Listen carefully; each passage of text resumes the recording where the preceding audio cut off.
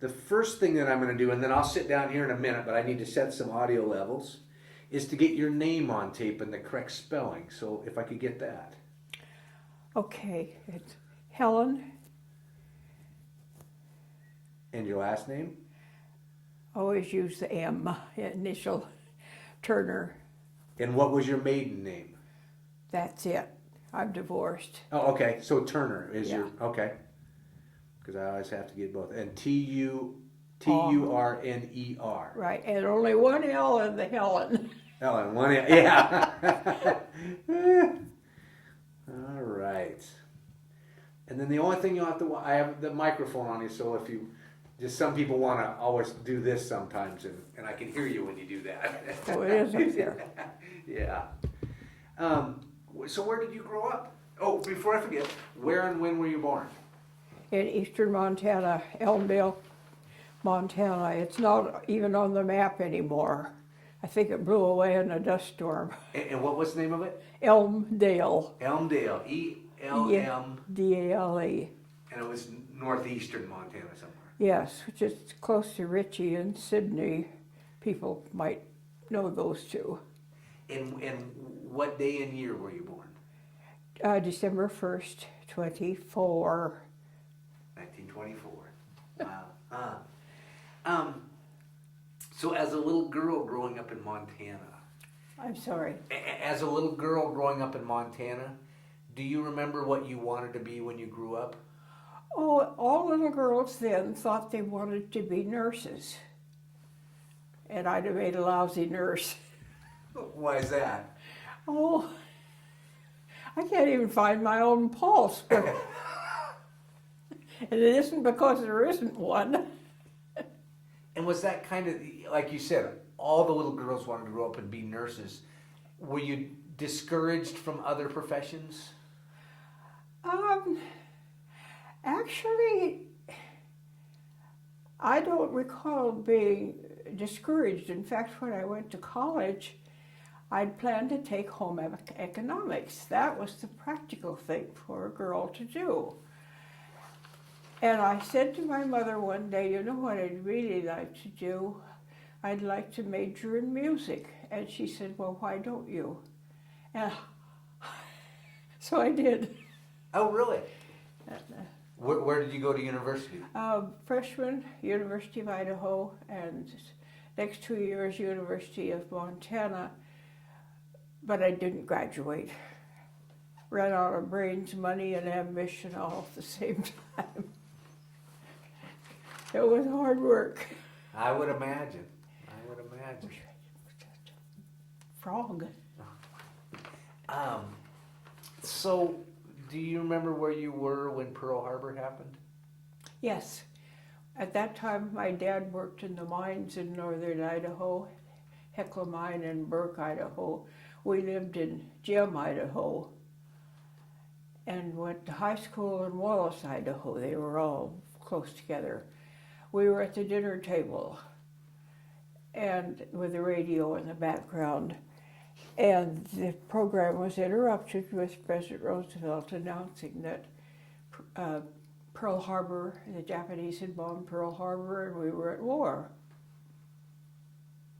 So it was then friends and relatives began being drafted or enlisting. People were going out taking defense jobs. And we didn't come out right away. We went to Montana for a short time, to western Montana, and then came to Portland. Did you come to Portland because you knew there were jobs, or? Because my folks moved here. My dad was headed for Astoria. And somewhere along the line, he got the word about the shipyard jobs. And he was hired, we were both swing shift welders. He was at Swan Island Shipyard, and I was at Oregon Shipyard. And they're on the Willamette River that runs through Portland. There's a third, they're all Kaiser yards, a third Kaiser yard in Vancouver. and understand that they have a memorial for Rosie the Riveter there. So next time I go down, I'm going to try to get to see it. Huh. So how, and which yard did you work at again? Which Oregon. One? You were at Oregon. Yeah. And how did you get your job? How did you find out about the job? Did they come hunt you down, or? No. I don't remember precise details. I just remember ending up in the Union Hall. You had to join the Union. And my dad and I went down together. And he was the one, I think, that heard about the jobs. And I needed a job too, so I ended up doing the same thing he was for the same money, only in a different yard. And I actually think he got kind of a kick out of the fact that his 18-year-old kid was doing the same thing he was. So you don't think it bothered your dad that a girl was? He just wasn't that kind of person. What about the Union Hall when you went there? Did they treat the women nice when they? That's also pretty vague. I just remember standing in this line and all these people, and I just don't remember the precise details. As far as discrimination, and a lot of the stories for some of these women complained about giving them the hardest jobs and being resentful of them, I never ran into that. It seemed to me that most of the men were kind of protective. So I guess I lucked out. Well, from that picture in your leathers and all, I don't think I would have wanted to mess with you. You look pretty tough there. Yeah, this looked mean. What did you do? And well, first of all, let's start with what did you do at the shipyard? I was a welder. There's two kinds of welding, the tack welding and the production welding. And all the welders, or at least I'm pretty sure all the welders, did both, whichever was assigned to them at the beginning of a shift. Tack welding was where you worked with a ship fitter or ship fitters that were fitting big pieces of steel together, and then instruments called, instruments isn't good, items called dogs. Do you know what a dog is? I might, but I'll come back to that. And turnbuckles. These dogs were welded one to each piece of steel.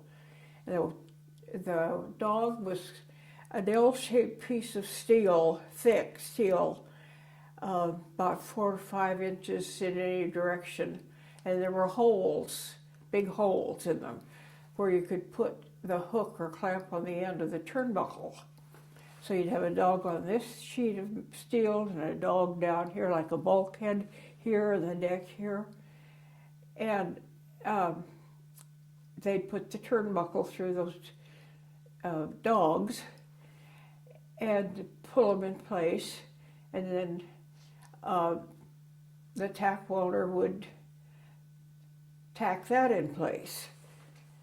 And then the production welder was the one that came along and did the finish welding on pieces that had already been fit into place.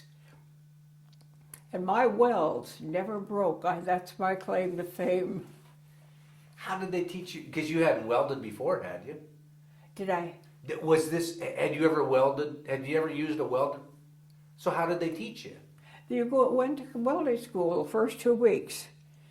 And that story says it turned out to be a little more exciting than I'd anticipated, as I didn't have my full leather gear yet.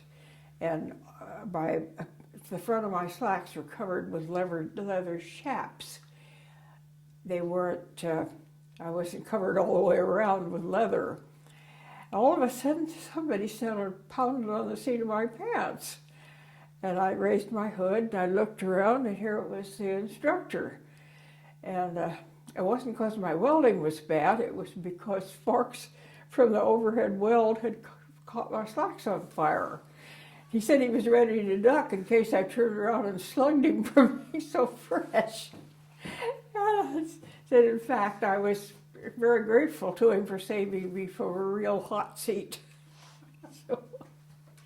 But that's where I learned to weld. So in 2 weeks, they taught you.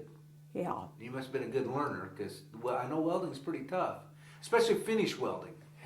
Yeah, well, I had my own special way of welding, and I've wondered recently, why didn't you share that? Because I'm convinced it's the reason my welds never broke.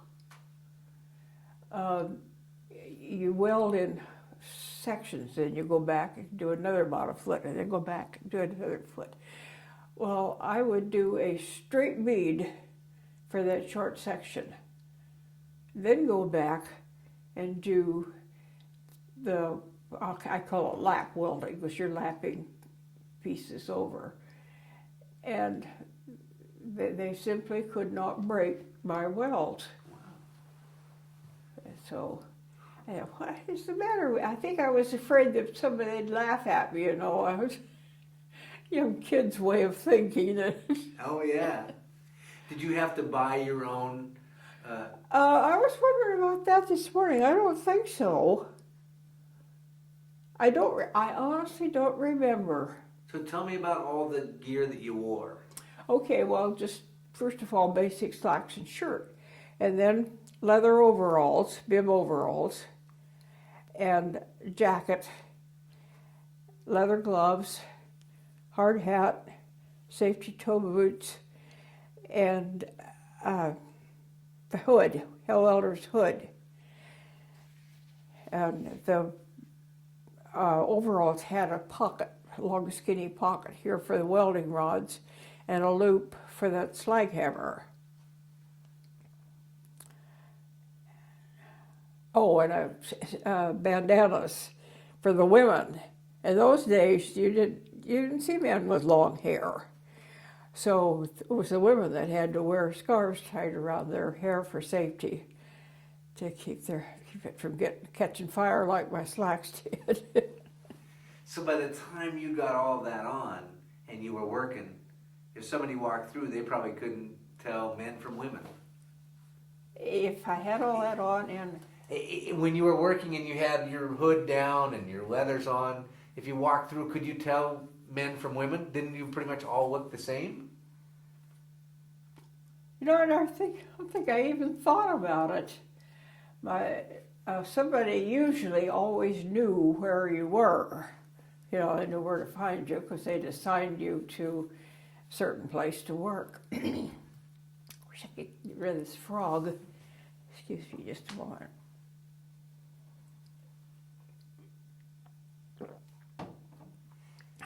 Can you paint a picture of the plant for me? What did it look like where you worked? The plant? Yeah. I just remember a lot of buildings when you first came in, and then I don't even remember how many ways there were. Do you know what ways are? They're where the ships are at their final assembly position is the way, and the ship is partly out over the riverbank. And that's where I worked, so that's what I saw. So there were many ships being built. I mean, there was... Yes, and as I said, I don't remember how many ways there were, so I don't know how many ships were being built at once, but it certainly was more than one or two. So by the time you got to it, did the ship already have a... Yeah, the hull was already in place. They would lift bulkheads in. There were big cranes, of course, between all the ways to lift the steel in. And where were you? Were you down in the... When they did that, I wasn't, I'd be off someplace else welding, and then maybe later in that shift or another shift, then they'd assign a production welder to go and weld that steel in place. So how did you get down into the ship? There was scaffolding all over the place. And I got in trouble with that too. There were signs all over that says, "Use the ladders, do not climb the scaffolding." And I wasn't the only one that ignored those signs, but I had a new respect for them after one incident. Lunch whistle blew and I was up on the top scaffolding. I wanted to exit through a door right below me, but down quite a ways. The nearest ladder was way at the other end of the scaffolding. So I took the easy way and went down the scaffolding. Then we were gathered around for lunch. This gal looked at me and said, "How come your shirt's all bloody?" The slide hammer had gone, the point of it had gone in between two ribs. Didn't get my lung, thank goodness, but it sure made a mess out of my shirt. I didn't even feel it. Wow. Yeah, because I assumed that the leathers you had were so, Yeah. you felt almost invincible to a certain extent. Well, yeah, and you're kind of used to getting bumps and bangs anyway when you're working on jobs like that. So. Was it tough to move around in your equipment when you had it all on, or was it for? I didn't think it was, but I was young and healthy then. And you talked about the slag hammer. What did you use it for? Well, when you finish a weld, it's covered with this brittle crust. And that slag hammer was just to knock the crust off with, and then sometimes it took a wire brush to finish the job. But Now, did you work as a team, or were you by yourself? if I was a tack welder doing tack welding, I worked with ship fitters. If I was doing production welding, I'd work by myself after my lead man assigned where I was to work.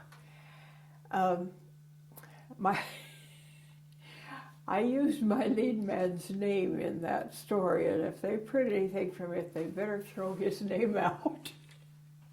He was a real jolly, likable guy, but he always had a cigar in his mouth, but I never saw him smoke it. He just chewed on it and made it all slimy. And then he spit anywhere and everywhere. And one time I went to get some more welding rods and they wouldn't go in my rod pocket. So I pulled them out, reached in, and one of his slimy cigars was in there. He thought he was being cute.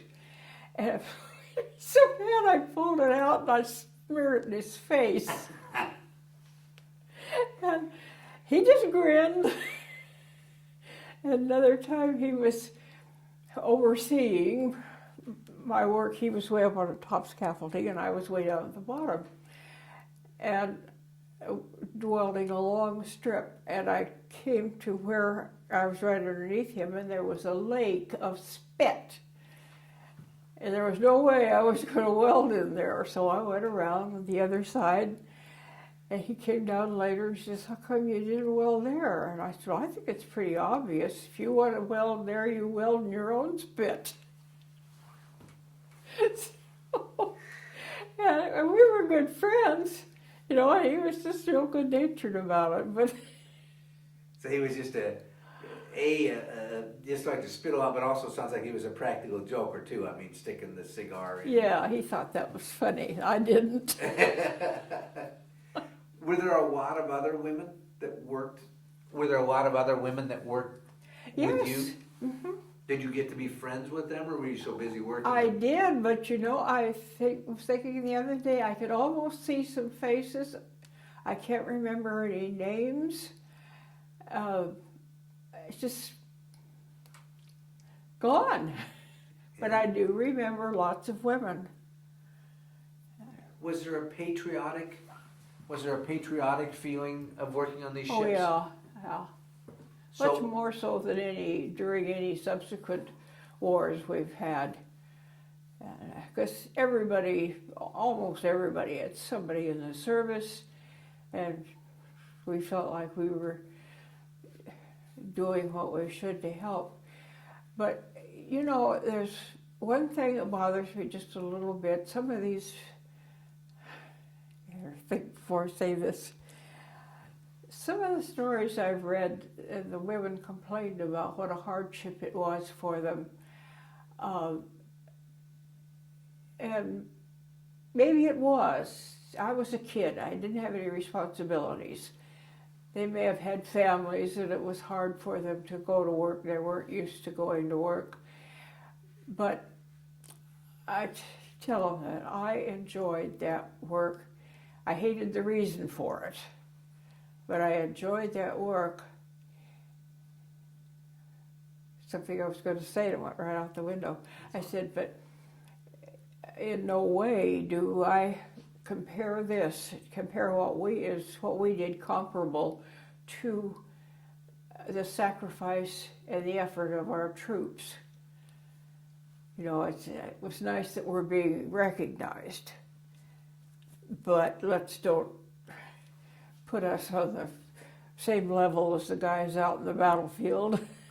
Yeah, that's apples to oranges. I mean, you really, because what they did was extremely important, and like you said, the sacrifices, and what you did was extremely important in a different way. So you can't really compare the two, because my understanding is for every one person on the front, it took 9 people to get them there.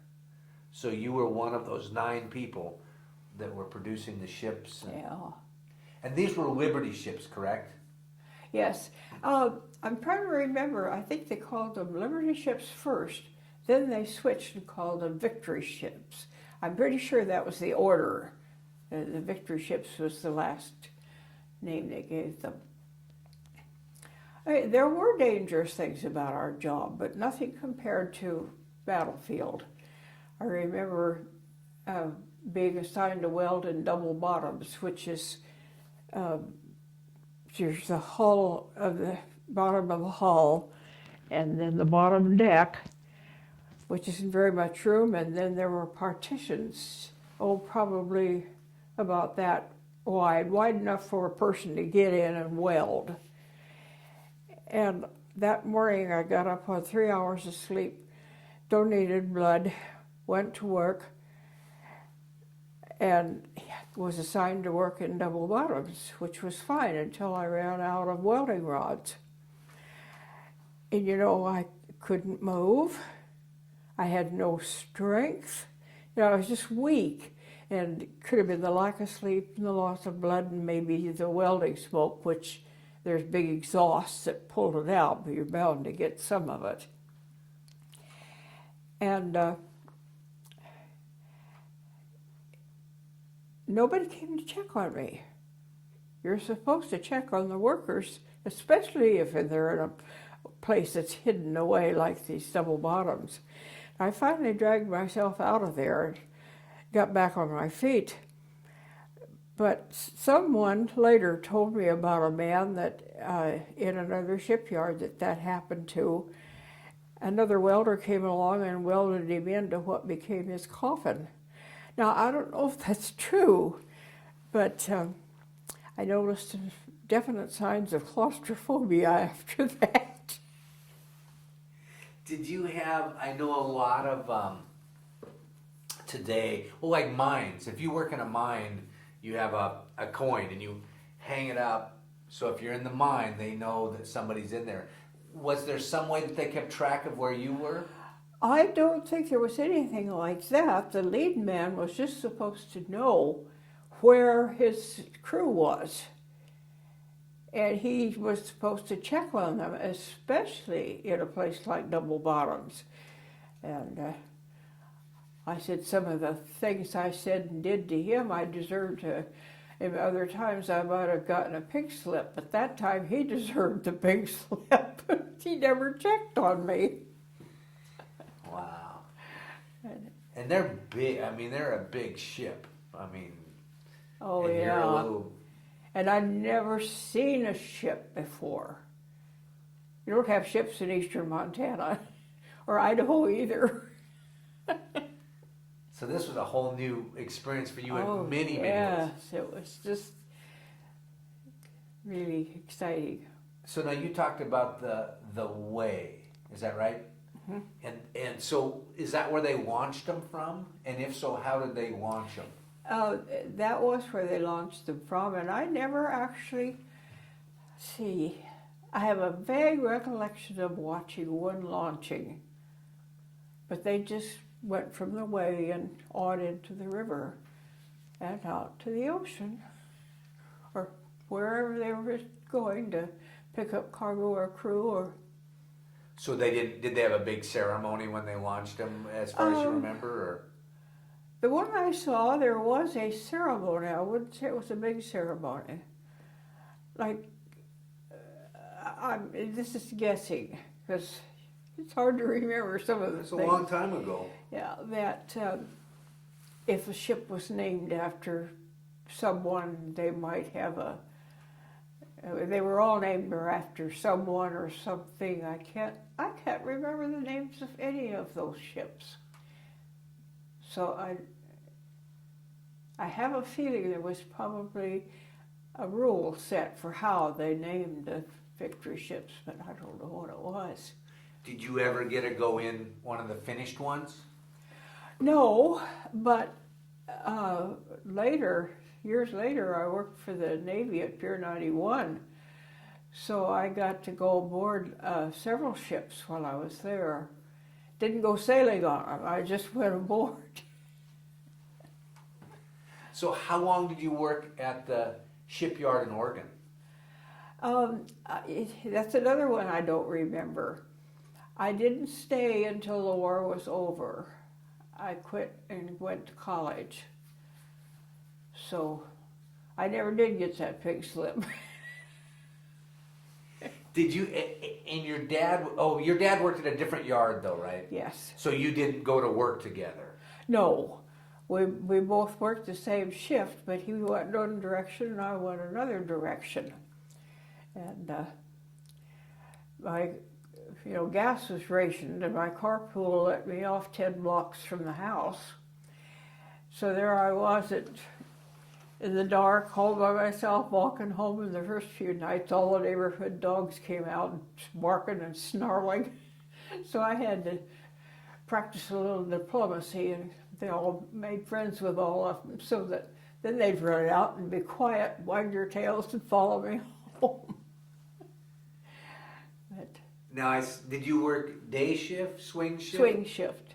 So that would be roughly like afternoon to... Yeah, late afternoon to, it seemed like 2 o'clock was the end of the shift. That's approximate. There again, Yeah, I forget. that's fine. Now, in your picture that you're standing there, you got your lunch pail with you. What did you take to work for lunch? Sandwich, apple, I don't even remember. So would you go then, because you talked about crawling down the scaffolding one time to go on your lunch break. Was there an area where you all met when you had lunch? Yeah, there was a building where we could go sit down at a table, but we'd eat there sometimes. If it was nice weather, we'd stay outside. So... Men and women? Yeah. So did the men expect the women to learn a new vocabulary hanging around with the old salty men? Or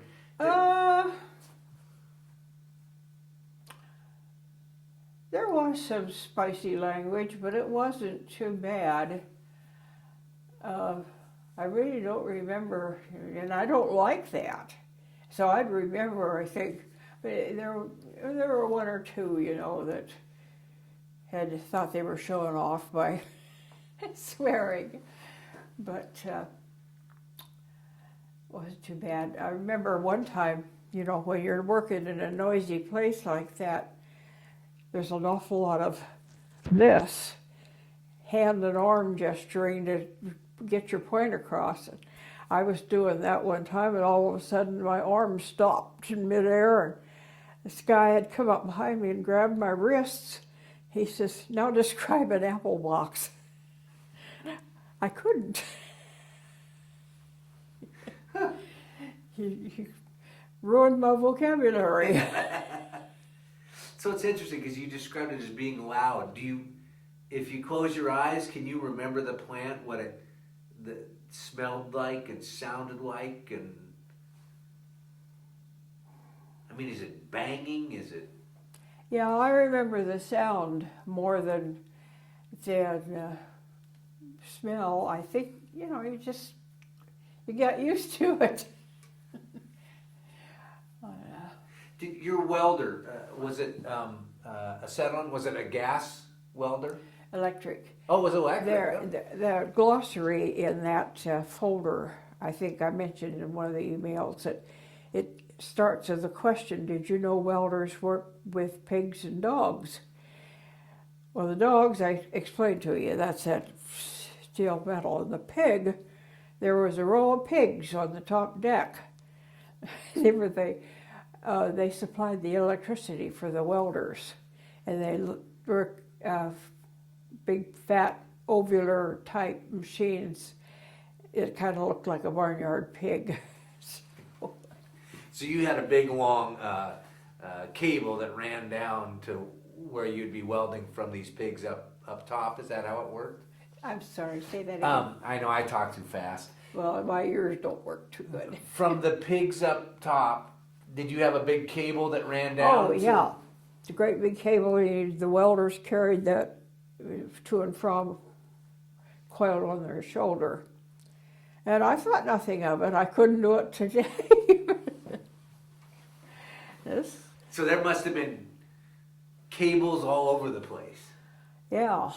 Sometimes they weren't where they were supposed to be. I remember walking along the top deck, and for some reason I stopped and turned around and looked where I'd just been, and here was a great big square hole in the top deck, and in each deck below, a big shaft was destined to be dropped in there.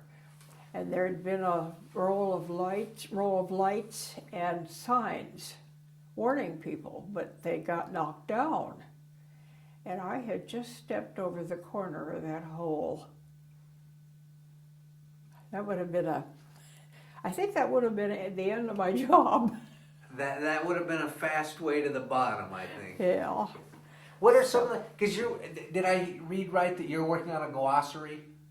Yeah, there is a glossary in there. So tell me some of the other terms. You had pigs, you had dogs. The welding rod or electrode, the stinger or the rod holder that goes on the end of the lead. It's over a page long. All of a sudden. And is it stuff that you just had to pick up as time went along? I mean, somehow you had to learn all of that. Yeah, I learned it then, but it was just recently that I put this together when the students started asking me for questions, and I had to go on the computer and ask if there was anybody out there that knew what another name for the stinger, because it seemed to me like they called it something else. And I got a couple of responses. They said it was just the electrode holder or the rod holder. Did you have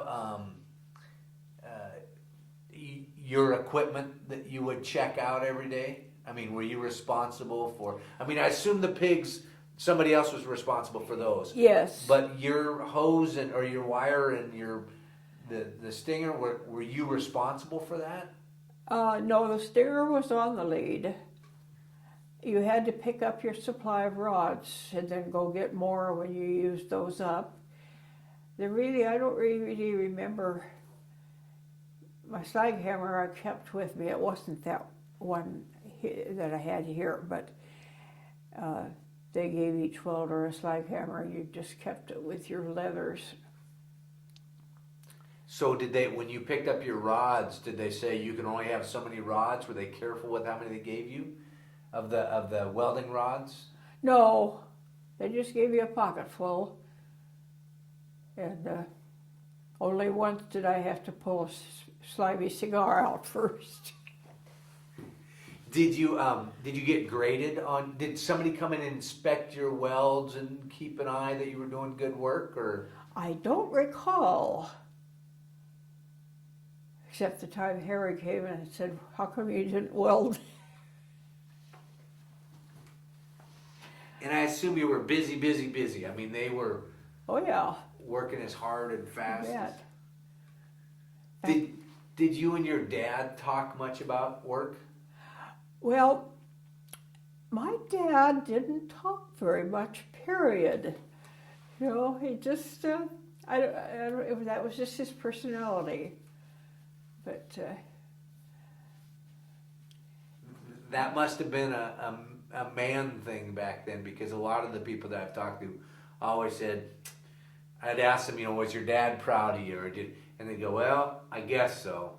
We never talked about it. No, I think he got a kick out of the fact that I was doing the same thing he was for the same money, and that's another thing I can't remember. I can't remember how much I made.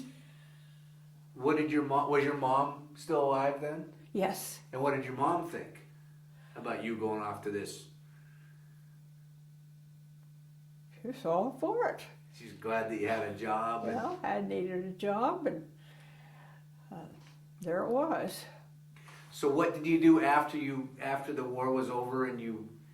Well, as I say, I quit before the war was over. Wait a minute. Let's see. Yeah,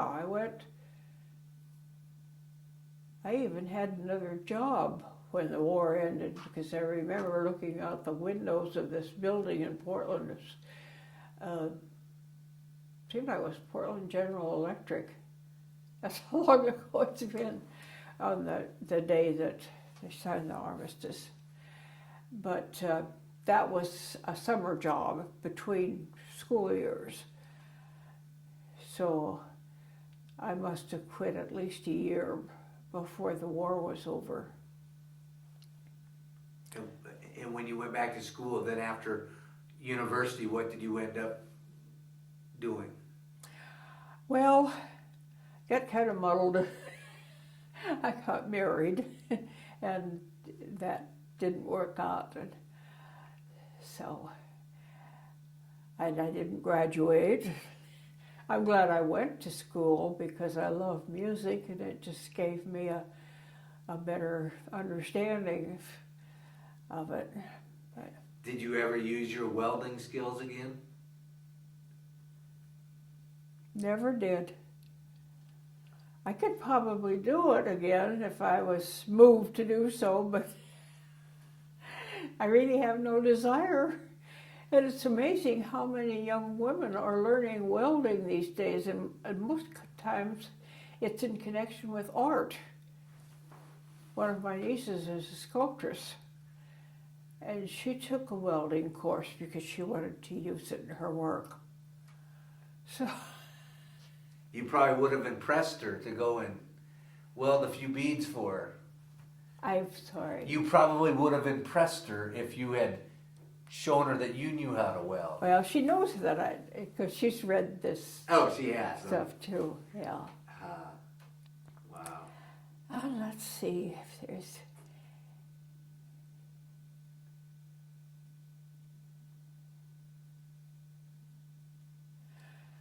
Oh, yeah, the youngsters, the students that contacted me, I think I told you that they had asked about discrimination and that I really hadn't experienced any.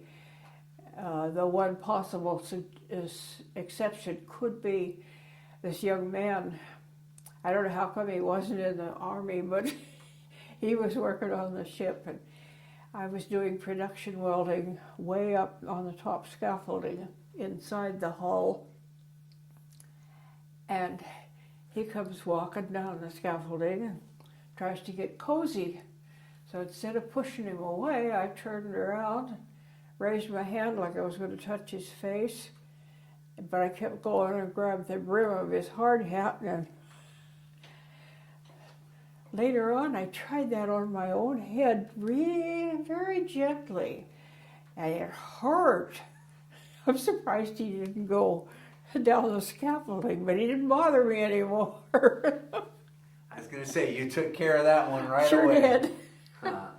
It's interesting because it sounds like you were raised in a family that your parents were open, that whatever you did, you could do whatever you wanted to do. So Surprisingly, they were very careful about some things, but like for instance, when we lived in Jim, Idaho, those are rough mining towns.